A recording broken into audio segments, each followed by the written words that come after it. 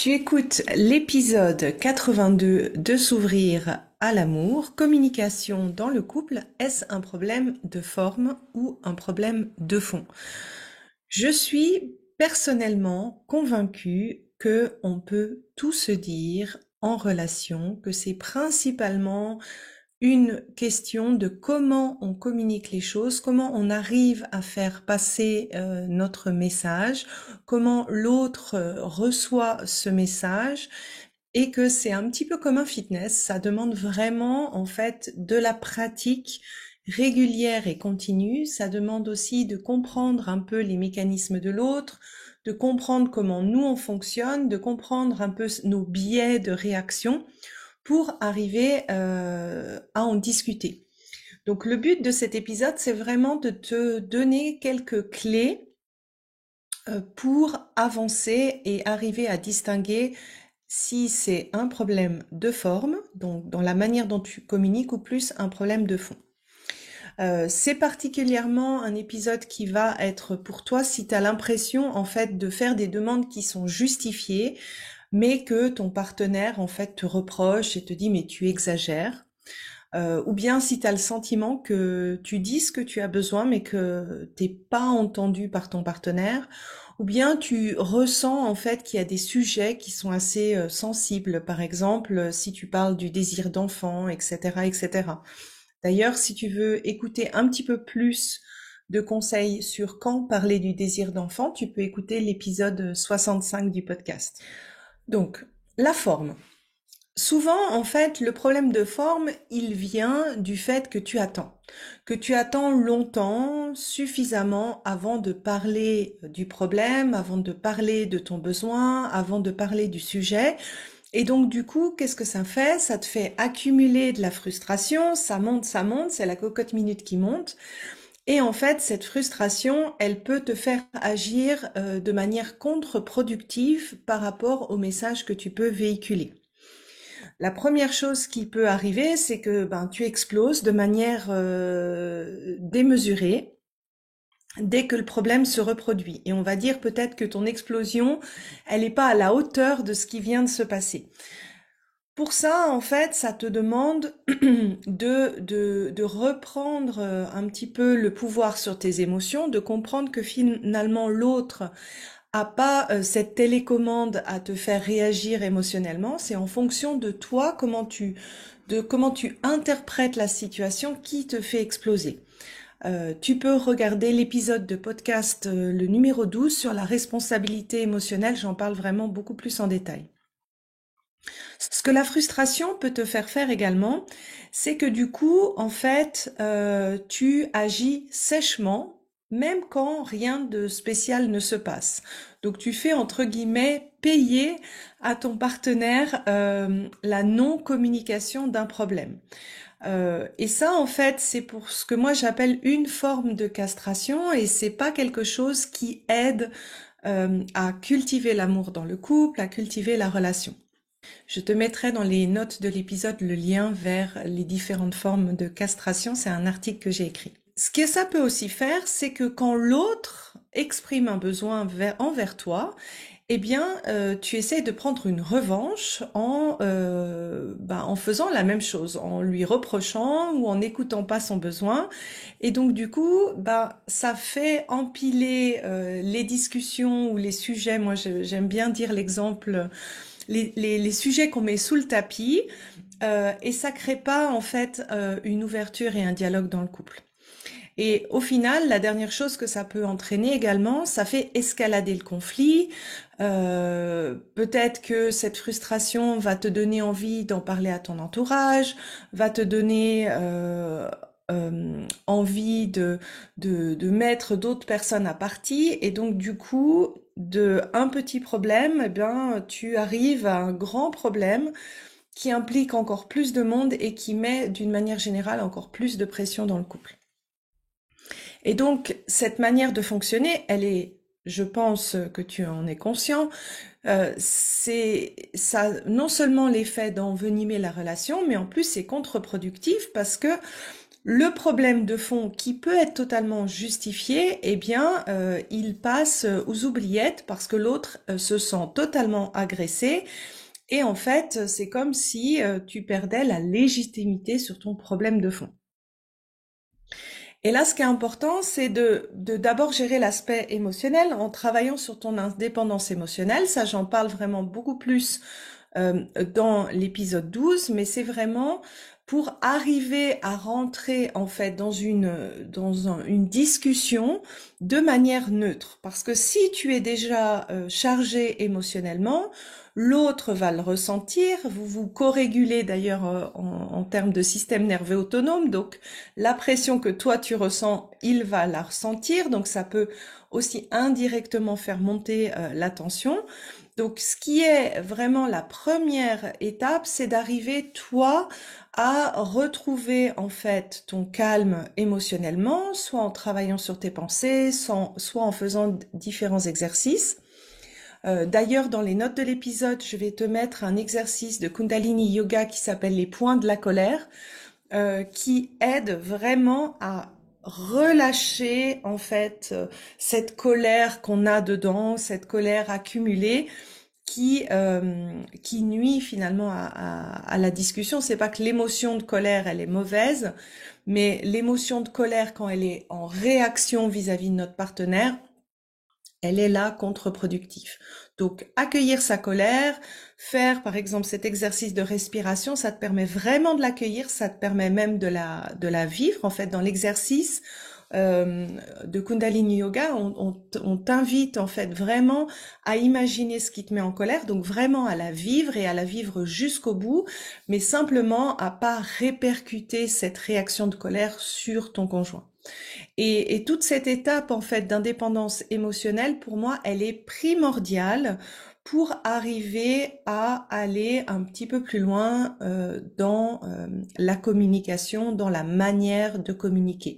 C'est difficile en fait de mettre en place des outils de communication si tu n'es pas calmé émotionnellement à l'intérieur, parce que selon le degré en fait d'émotion qui te traverse, tu peux même être dans cette incapacité en fait à te raisonner, à parler de manière posée, etc., etc. Et ça, c'est quelque chose qu'on travaille énormément dans S'ouvrir à l'amour, parce que pour moi, cette régulation des émotions, cet accueil des émotions, mais aussi comprendre ce que ces émotions veulent dire. La frustration, elle arrive souvent parce que tu as attendu trop longtemps. C'est pas parce que elle vient pas de nulle part. Elle est messagère dans ce que tu vis. Elle veut simplement te dire que ça fait longtemps que tu as ce besoin, ça fait longtemps que tu ne l'as pas exprimé et qu'il y a un non-alignement dans ta relation de couple. Donc c'est vraiment une émotion qui est à accueillir et à réguler avant de faire la suite. Ensuite, la deuxième chose que tu peux faire pour comprendre le fond, c'est de comprendre un petit peu quelle est votre dynamique de conflit. Dans le programme de S'ouvrir à l'amour, on a un outil qui s'appelle la maison du conflit pour justement comprendre de manière fine comment est-ce que vous interagissez ensemble. Parce qu'une dynamique de conflit, c'est propre à chaque conflit, donc chaque sujet de conflit, et à chaque système.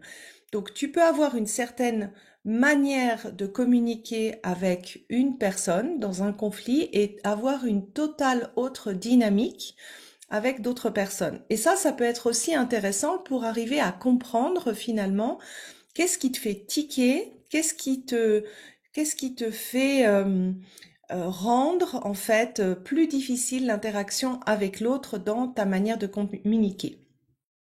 Et donc, la première étape que moi je te recommande, c'est de observer l'effet de tes actions ou de tes inactions dans la dynamique de conflit et l'impact que cela a sur l'autre. Alors, je vais te donner plusieurs exemples pour que tu puisses un peu mieux voir de quoi je parle. D'abord, on va dire tout ce qui est verbal. Quel est le ton de ta voix? Est-ce que tu utilises le tu qui tue? Est-ce que tu es plutôt dans le reproche ou est-ce que tu formules clairement ce que tu veux? Donc, est-ce que tu as une formulation plutôt positive ou plutôt négative sur ce qui va pas? Est-ce que dans ta manière de communiquer, tu communiques ton ressenti ou ta part de tort? Ici, en fait, l'idée, c'est d'observer et de regarder peut-être quelles ont été les fois où tu as emprunté tel ton de voix, quel a été l'effet sur l'autre. Peut-être que pour l'autre, ça lui fait aucun effet. Peut-être par contre que l'autre est assez sensible à ça. Ça dépend bien sûr de la sensibilité de chacun. Essaye de voir un peu quel est l'effet de tes actions et inactions dans le domaine verbal. Ensuite, il y a bien sûr tout ce qui est non verbal, sont la position corporelle. Est-ce que tu es plutôt contracté? Est-ce que tu es plutôt presque à l'attaque? Est-ce que tu es en frontal? Est-ce que tu es plutôt de côté? Euh, Quelle est l'expression de ton visage? Est-ce que tu es ouverte ou tu es plutôt renfermée? Est-ce que tu cherches le contact de l'autre? Donc, est-ce que tu gardes le contact corporel ou pas? Ou est-ce que tu gardes la distance? Et essaye de voir en fait quel est l'effet de ta posture chez l'autre. Ensuite, tu peux regarder tous ces critères plutôt structurels. Est-ce que, quand tu abordes un sujet, est-ce que l'autre aussi est prêt à discuter du sujet ou est-ce que tu as la tendance à courir après l'autre? L'autre te dit j'ai pas le temps, j'ai pas le moment, j'ai pas envie et toi tu lui cours après pour discuter de la situation. Ou au contraire, est-ce que tu es plutôt la personne qui sent en fait la colère monter et qui part quand le conflit arrive? Ici, en fait, c'est par exemple, c'est un très bon exemple. Ça peut être une bonne chose pour toi de partir en fait quand tu sens que la colère monte, mais l'autre en fait peut l'interpréter comme il ou elle m'abandonne, c'est pas important pour elle, il ou elle s'en fout, etc., etc. Donc ici, en fait, c'est de observer qu'est-ce que ça fait chez toi, qu'est-ce que ça fait chez l'autre. Un autre aspect que tu peux considérer, en fait, dans le conflit, c'est est-ce que tu parles de ton sujet de conflit à d'autres personnes que la personne impliquée? Euh, Ça peut avoir un effet négatif en fait dans la résolution du conflit parce que si l'autre personne se sent un peu jugée par les autres ou si tu parles de choses relativement intimes sans avoir demandé l'autorisation, automatiquement ça va rendre difficile la communication entre vous. Ou bien ça peut être vraiment le comportement inverse. Ce qui peut arriver aussi, c'est que quand quelque chose ne va pas, quand il y a un sujet difficile, eh bien d'un seul coup, la vie sociale avec les autres personnes devient riche, donc on a presque plus de temps à deux. Est-ce que ça, c'est pas un moyen en fait d'éviter le sujet de conflit, d'éviter de résoudre ça, d'éviter de discuter de la situation qui va mal, de mettre un peu tout ça sous le tapis? Et ça, c'est pas forcément non plus productif. Je vais t'expliquer ensuite pourquoi avec cette dynamique de conflit.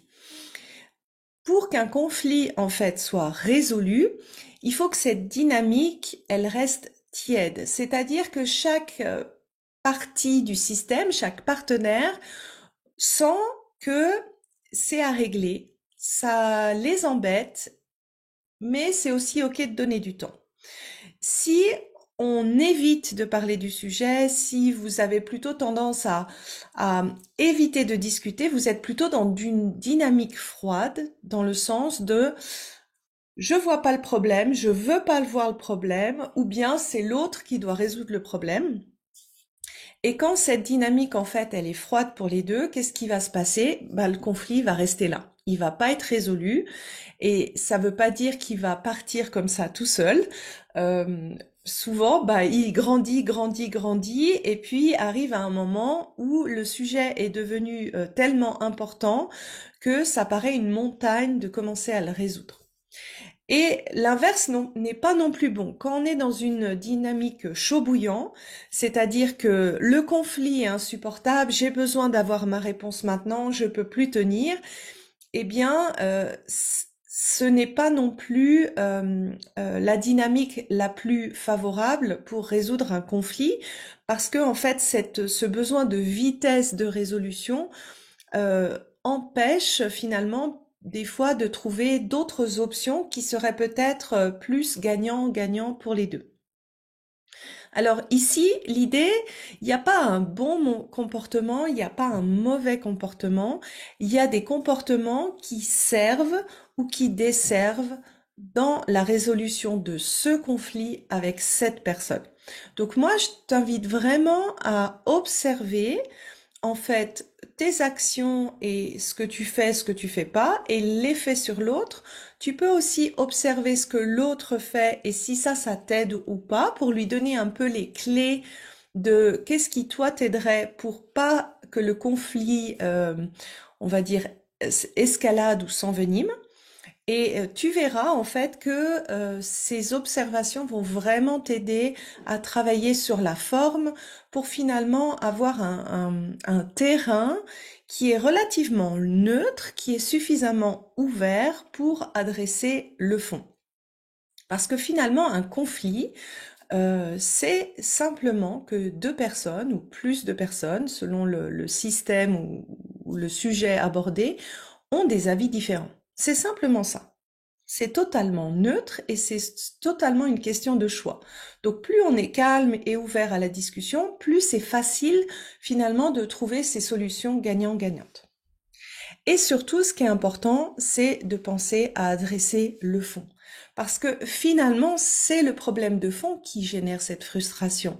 C'est le problème, c'est le conflit de fond qui fait que ces tensions reviennent.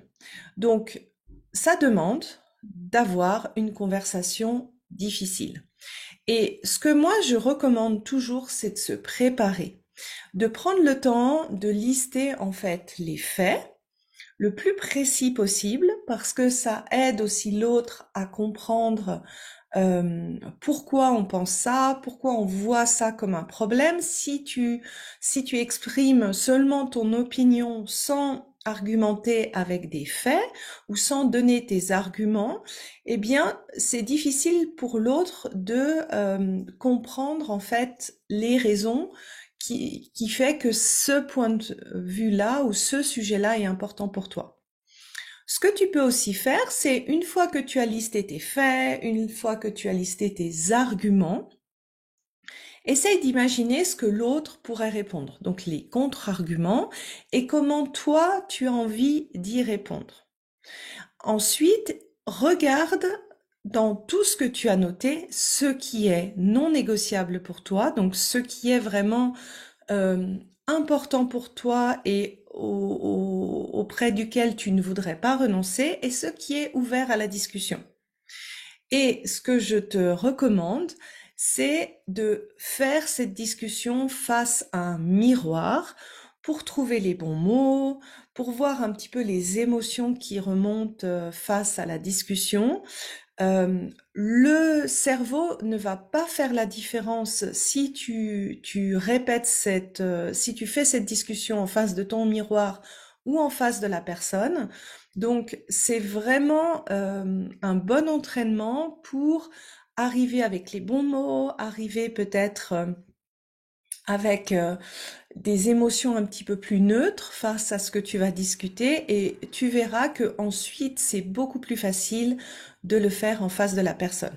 Ça, dans s'ouvrir à l'amour, la communication, c'est un énorme morceau. Pour moi, c'est comme le fitness, ça demande d'apprendre une nouvelle manière de communiquer, une meilleure manière de communiquer, pour arriver à faire passer son point de vue sans s'oublier de manière bienveillante et en ouvrant le dialogue plutôt que le fermer. Pour les personnes qui sont pas en couple dans s'ouvrir à l'amour, je les invite à déjà travailler ça sur leur relation existante parce que en fait la communication c'est le ciment des relations en général.